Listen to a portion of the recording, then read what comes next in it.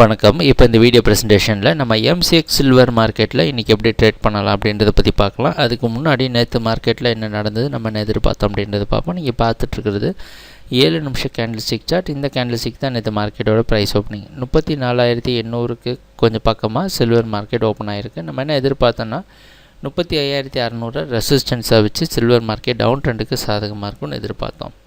அந்த அடிப்படையில் price open ஆனதுக்கப்புறம் பார்த்திங்கன்னா மார்க்கெட் சடன்ட்டு போய் நம்மளோட முக்கியமான ரெசிஸ்டன்ஸான 35,600 தொட்டிருக்கு. அதில் வந்து நம்ம எதிர்பார்த்த மாதிரி ரெசிஸ்டன்ஸ் எடுத்து அதுக்கப்புறம் ஒரு பெரிய கன்சாலிடேஷன் நடந்திருக்கு. 35,600 சப்போர்ட்டாகவும் 35,420 ரெசிஸ்டன்ஸாக வச்சு பல தடவை ட்ரேட் ஆகிருக்கு. ஆனால் இறுதியாக 35,355 க்ளோஸ் ஆகிருக்கு. இதுதான் நேற்று சில்வர் மார்க்கெட்டில் நடந்த முழுமையான ப்ரைஸ் ஆக்ஷன். நம்ம எதிர்பார்த்தது ஓரளவு நடந்திருந்தாலும் நேற்று மார்க்கெட்டோட ப்ரைஸ் க்ளோசிங் அதோட ஓப்பனிங்கை விட அதிகம், முன்னாடி நாள் க்ளோசிங்கை விட அதிகம்.